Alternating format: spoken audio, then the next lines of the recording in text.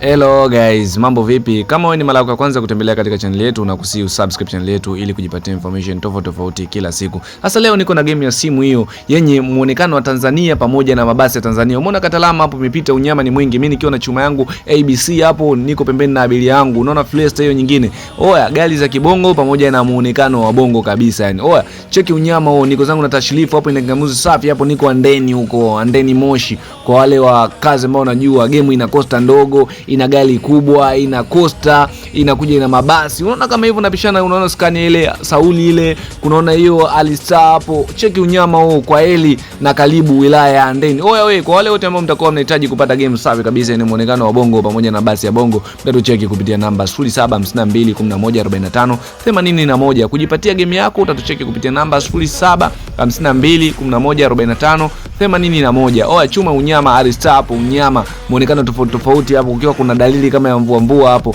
Njombe Express. Oya unyama ni mwingi, game safi, lamani safi. Oya tucheki kupitia namba 0752114581 kujipatia game safi yenye viwango vya hali ya juu.